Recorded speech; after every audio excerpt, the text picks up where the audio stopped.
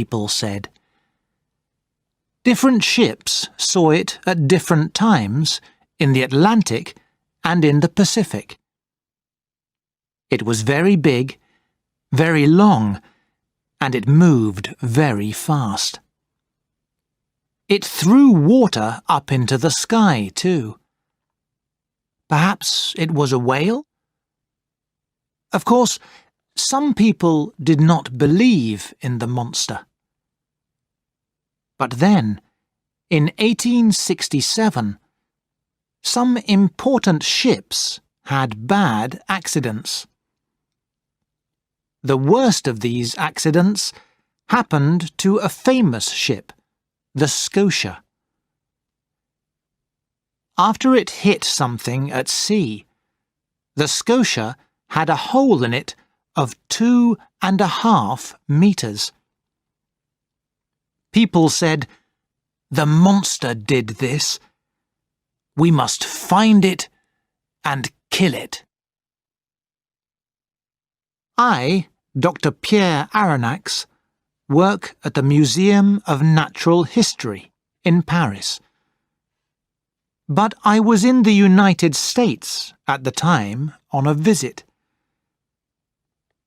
Because I write books about sea animals, lots of people asked me about the monster.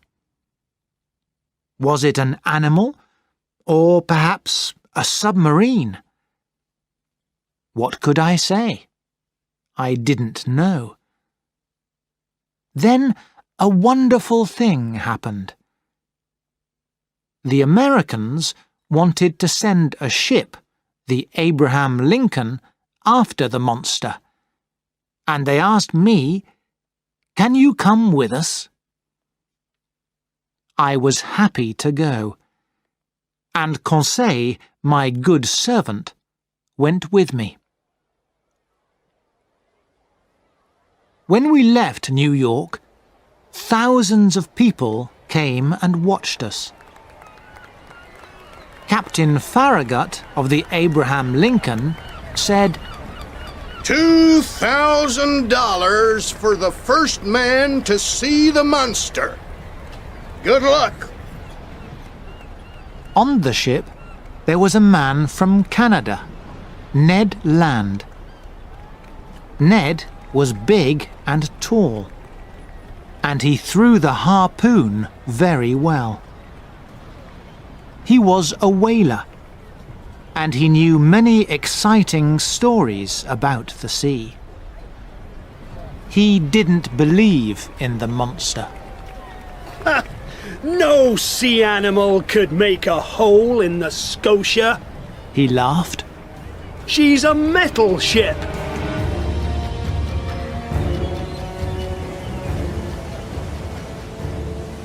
For weeks, we moved across the seas, and we watched day and night for the monster. But we did not see it. Captain Farragut said, 3 more days, and then we go home. But 2 nights later, it happened. Ned Land cried, Look! Over there! We could see a strange light under the water. Something long and dark was there. It was the monster. It swam up to us, then stopped. The strange light came and went. 1 minute, it was on our left. The next minute, it was on our right. Is it playing with us? I thought. We waited, afraid. The monster made a lot of noise and threw water into the air.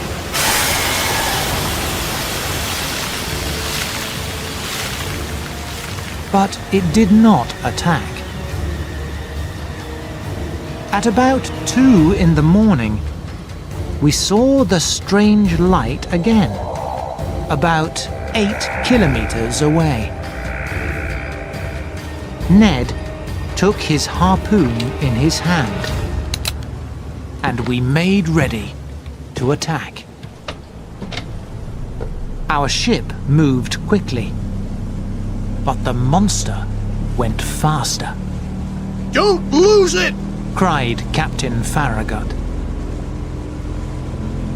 We went nearly 500 kilometers that night.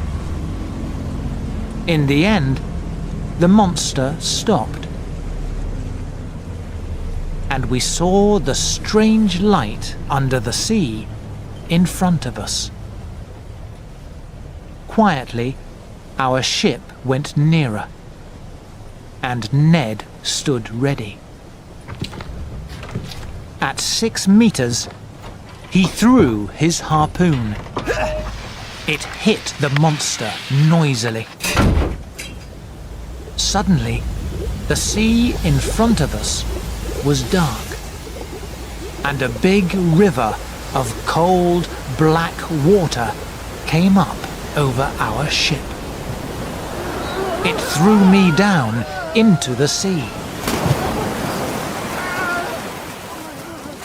"Help!" I cried. I couldn't swim because there was water in my clothes. Conseil did his best to pull my head out of the water again and again. But soon he was tired, and we couldn't see the Abraham Lincoln. We're going to die, I thought.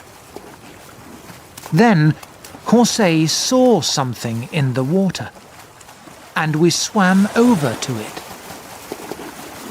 It was Ned.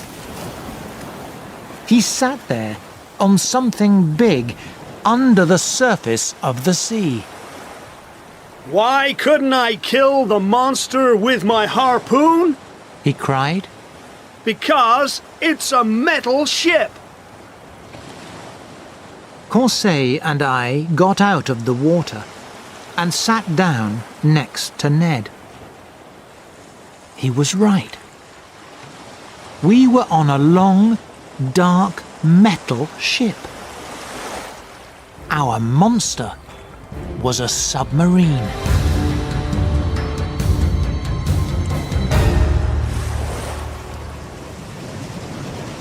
Suddenly, the submarine began to move along the surface of the sea. And up on its back, we went along with it. Hours later, when morning came, the submarine began to go down. Ned cried angrily, Hey! Stop! Open up, I say! At once, a door opened near our feet, and a man's head came up out of it. The man gave a cry and went away again. A few seconds later, 8 men came up out of the door. They said nothing, but took us quickly down into the ship and left us in the dark there. In the submarine, everything was quiet.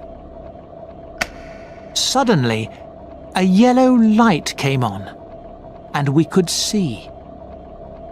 We were in a room with a table and 5 chairs.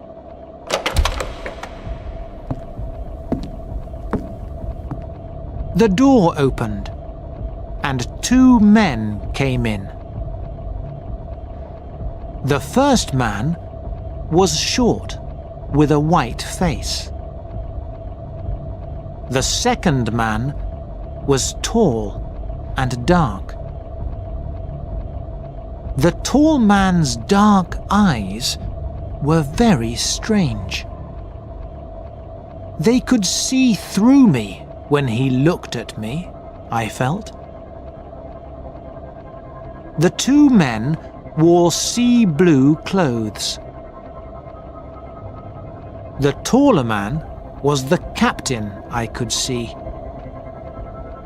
He spoke to me in a strange language, and I couldn't understand him. I told him our story in French, and he listened to it, but his face did not change.